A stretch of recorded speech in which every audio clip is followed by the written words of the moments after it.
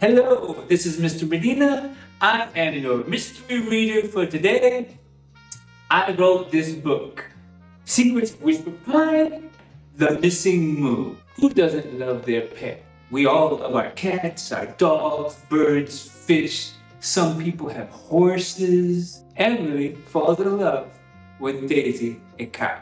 And it makes you feel more comfortable. It makes you feel like part of the farm, part of the family. But then Daisy goes missing. She goes searching for Daisy. In the woods, she gets lost. And this is where I'm going to read the book. In an instant, the forest seemed bigger, darker. The light that had filtered through the leaves was now almost gone, and the shadows grew long and deep. Emily's mind filled with all sorts of thoughts of what could be hiding in the trees. Stay calm, she told herself, but it was hard. Every rustle of leaves made her jump, and the distant animal calls felt like they were closing in. She tried to find her way back to the path, but she heard a twig snap behind her. Emily froze, her heart leaping into her throat. She turned around. Through the trees, she saw movement, a flash of gray fur. A wolf stood just a few feet away in the clearing, sharp amber eyes fixed in her direction. Emily's legs locked in place. The wolf seemed to have his eyes focused on her, watching, waiting. Its fur, a mix of silver and black, shimmered in the light. It looked ready to pounce, its muscles tense. Emily wanted to scream, but no sound came out. Suddenly, a large hand grabbing from behind, covering her mouth. She gasped in surprise. Shh!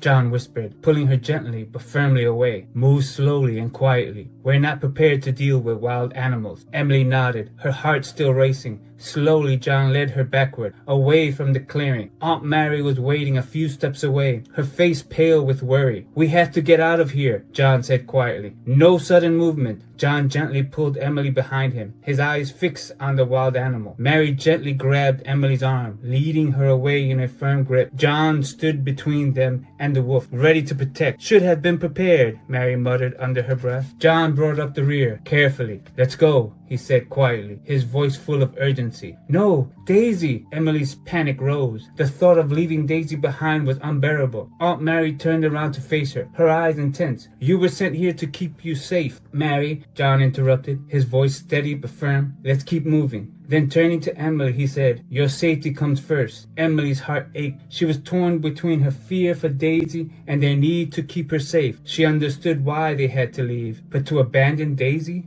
hurt.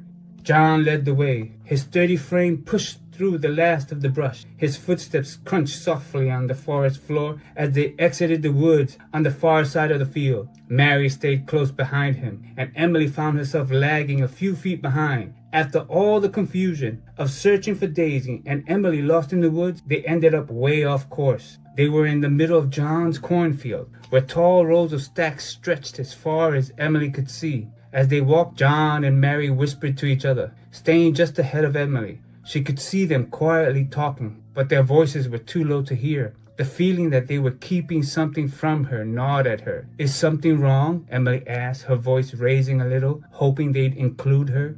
Just stay close, John replied, without turning around. It's easy to get lost in here. Emily frowned. She was sure they were talking about Daisy. She took a few quick steps, hoping to close in on them, trying to hear their conversation. We made it, John said, glancing back with a tired but relieved smile. Mr. Thompson, Emily blurted out, her voice rising with worry. How could she have forgotten about him? He had completely slipped her mind. John's eyes softened when he saw the concern on her face. It's all right, he said gently. I'll give him a call so he doesn't worry.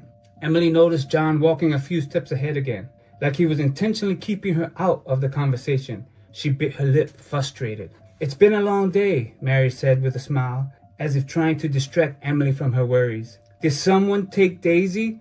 Emily asked, voice barely above a whisper. Why think that? Mary looked surprised. Emily thinking back to when she first realized Daisy was missing. Only Daisy is missing.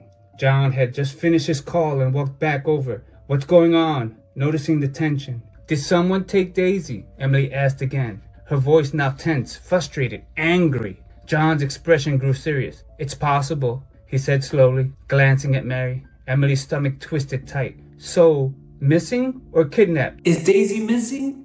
Did someone kidnap Daisy? Who kidnaps a cow? Why do they kidnap a cow?